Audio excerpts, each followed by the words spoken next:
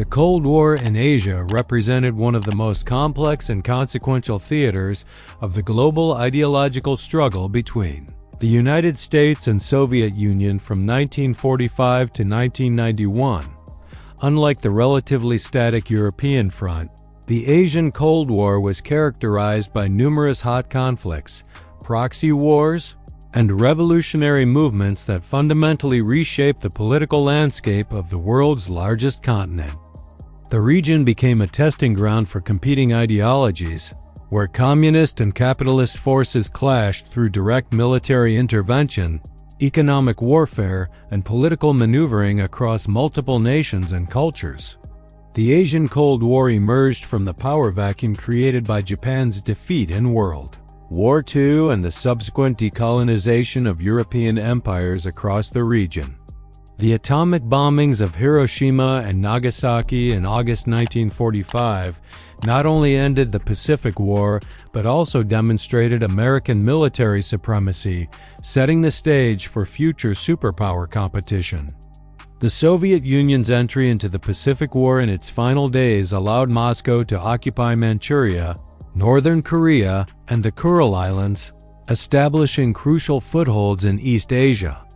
China became the first major battleground of Asian Cold War politics.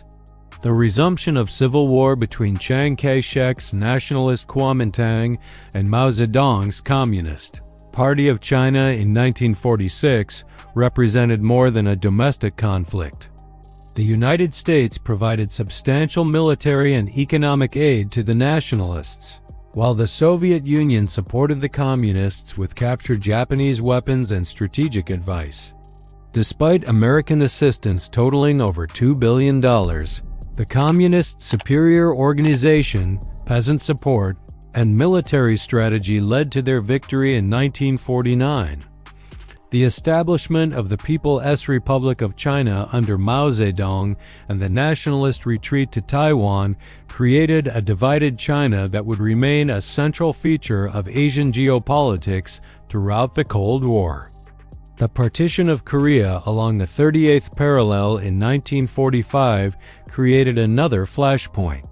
The Soviet-backed Democratic People's Republic of Korea under Kim Il-sung in the north and the American-supported Republic of Korea under Syngman Rhee in the south developed into hostile rival states.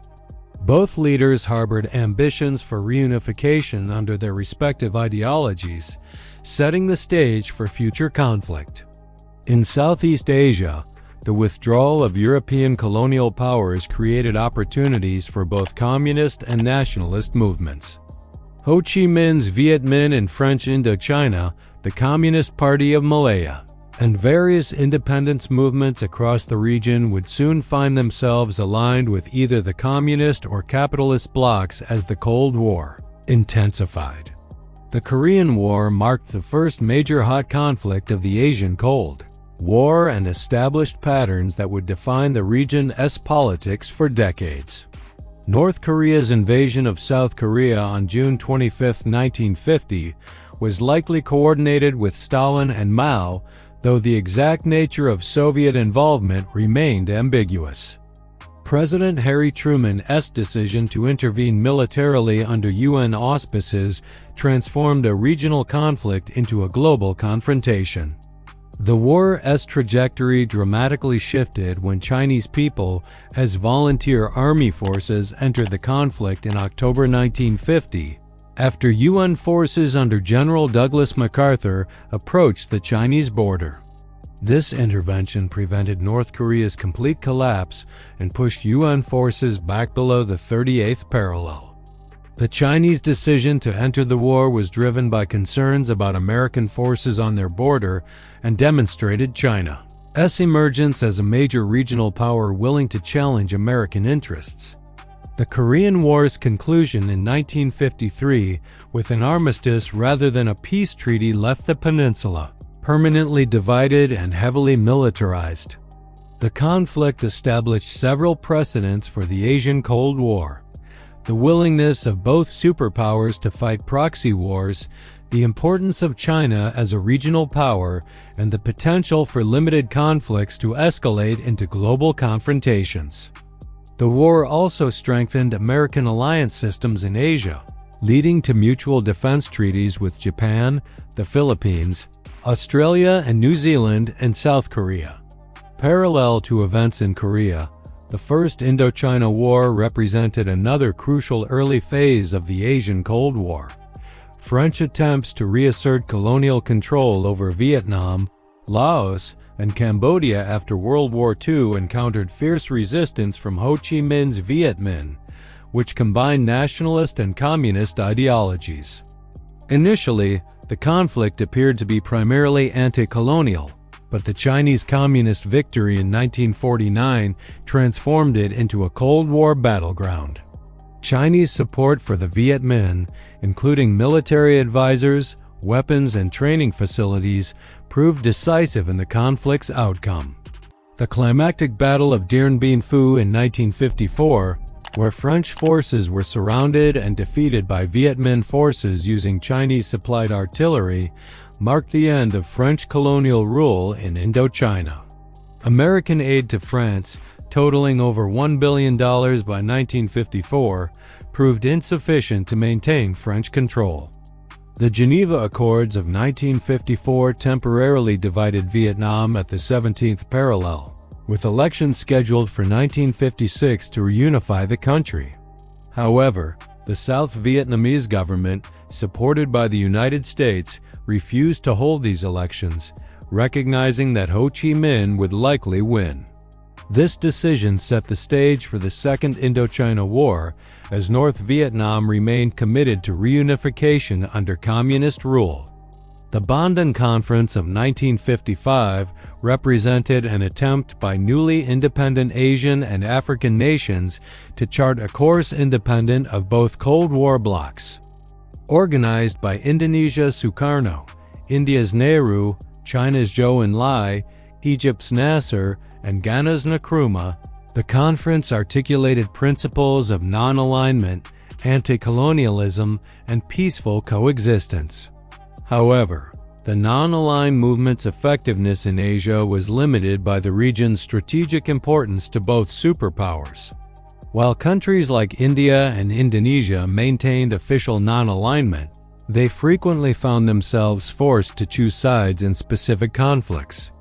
China's participation in Bandung was particularly significant, as it marked Beijing's emergence as a leader of the developing world and its attempt to present a more moderate face than the Soviet Union. The 1960s witnessed an intensification of Cold War conflicts across Asia. The Second Indochina War became the most significant and destructive of these conflicts.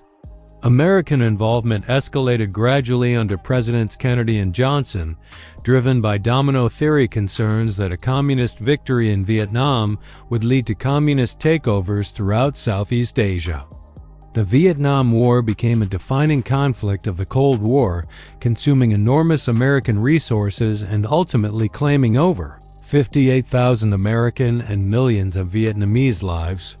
Despite massive military intervention, including the deployment of over 500,000 American troops at the conflict's peak, the United States was unable to defeat the North Vietnamese and Viet Cong forces. Chinese and Soviet support for North Vietnam, while sometimes competitive between the two communist powers, proved sufficient to sustain the Vietnamese war effort. The war's conclusion in 1975 with North Vietnamese victory and American withdrawal represented a significant defeat for American Cold War strategy in Asia. The subsequent communist victories in Laos and Cambodia appeared to validate domino theory concerns, though these outcomes were largely driven by local factors rather than external communist expansion. Simultaneously, other Asian conflicts reflected Cold War dynamics. The Indonesian mass killings of 1965–1966, which eliminated the Communist Party and brought Suharto to power with apparent American support, demonstrated the violent extremes to which Cold War competition could lead. The Indo-Pakistani Wars of 1965 and 1971 were complicated by Cold War alignments. with Pakistan generally aligned with the United States and China, while India maintained non-alignment but developed closer ties with the Soviet Union. The most significant development in Asian Cold War politics was the Sino-Soviet split, which emerged in the late 1950s and became irreversible by the 1960s. Ideological disagreements over Stalin's legacy, territorial disputes, and competition for leadership of the communist world led to an open break between China and the Soviet Union. Border clashes in 1969 brought the two communist powers to the brink of war. This split fundamentally altered Cold War dynamics in Asia, creating opportunities for American diplomacy. President Nixon's opening to China in 1972, facilitated by National Security Advisor Henry Kissinger, represented a strategic masterstroke that exploited Sino-Soviet tensions. The normalization of U.S.-China relations in 1979 created a de facto alliance against Soviet expansion in Asia. The Soviet invasion of Afghanistan in 1979 provided an opportunity for Chinese-American cooperation. Both countries supported the Afghan Mujahideen, creating one of the most successful proxy wars against Soviet forces. This cooperation demonstrated how the Sino-Soviet split had transformed Asian Cold War alignments. Throughout the Cold War, numerous regional conflicts in Asia reflected broader superpower competition. The Cambodian Civil War and subsequent Vietnamese occupation of Cambodia from 1979 to 1989 created a complex situation where China and the United States found themselves supporting the Khmer Rouge against the Soviet-backed Vietnamese occupation. The Iran-Iraq War, while primarily driven by regional factors, also reflected Cold War dynamics. The Soviet Union initially supported Iraq, while the United States maintained complex relationships with both sides, eventually tilting toward Iraq to prevent Iranian victory. In South Asia, the Soviet invasion of Afghanistan transformed Pakistan into a crucial American ally, despite previous tensions over Pakistan's nuclear program and authoritarian governance. The Afghan conflict became a defining proxy war of the later Cold War, with American, Chinese, and Saudi support for the Mujahideen ultimately contributing to Soviet withdrawal in 1989. The Asian Cold War was not merely military and political but also economic. The success of capitalist development models in Japan, South Korea, Taiwan, Hong Kong, and Singapore provided powerful alternatives to communist economic systems.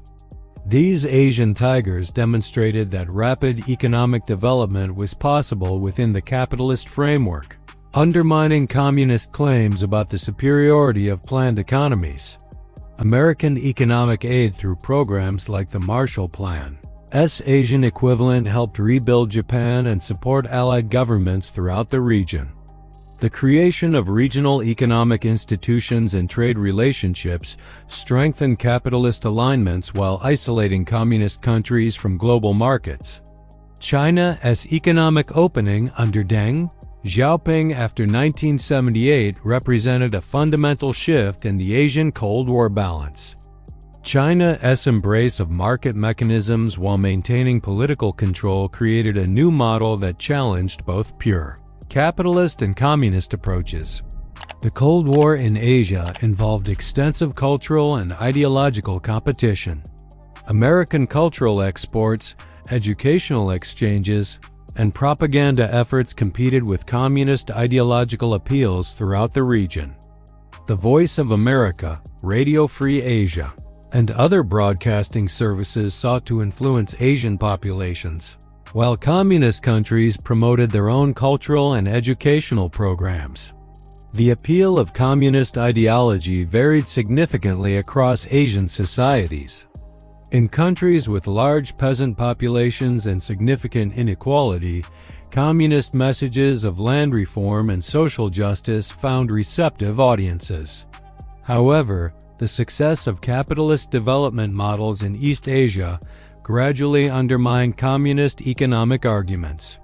The conclusion of the Asian Cold War was gradual and uneven, reflecting the region's complexity. Mikhail Gorbachev's reforms and eventual Soviet collapse removed a major player from Asian politics.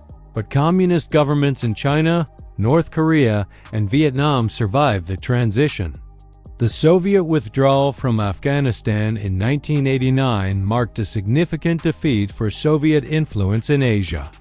The Cambodian peace process and Vietnamese withdrawal from Cambodia reflected the broader easing of Cold War tensions. However, the division of Korea persisted, and tensions between China and Taiwan continued despite reduced intensity. The Cold War's end in Asia left a complex legacy that continues to shape regional politics. The division of Korea remains unresolved, creating ongoing tensions and the world's most heavily fortified border. China's emergence as a global economic power while maintaining communist political control created new dynamics in international relations. The American alliance system established during the Cold War, including relationships with Japan, South Korea, the Philippines, Thailand, and Australia, remained largely intact and continues to influence Asian security arrangements. These alliances have been tested by changing circumstances, but have generally adapted to post-Cold War realities. The economic development models that emerged during the Cold War period, particularly in East Asia, provided templates for rapid development that influenced global economic thinking. The success of export-oriented industrialization in countries like South Korea and Taiwan demonstrated alternatives to both pure free market and socialist approaches. The Cold War in Asia ultimately reshaped the region's political, economic, and social structures in ways that continue to influence contemporary international relations. The conflicts, alliances, and ideological competitions of this period established patterns of interaction that persist in modified forms today, making understanding of this history essential for comprehending modern Asian politics and the region's role in global affairs. The human cost of the Asian Cold War was enormous, with millions of deaths in Korea, Vietnam, Cambodia, Afghanistan, and other conflicts. These wars also created lasting trauma and social disruption that affected entire generations. The environmental damage from conflicts like the Vietnam War, including the use of chemical defoliants, created long-term ecological consequences. Today's Asian political landscape, including the rise of China, the persistence of divided Korea, the strength of US-Japan alliance, and the complex relationships between former enemies cannot be understood without reference to the Cold War period that fundamentally shaped the modern Asian state system and international relations framework that continues to evolve in the 21st century. Thanks for watching. If you enjoyed this video, please like, share, comment, and subscribe to the channel for more engaging historical content.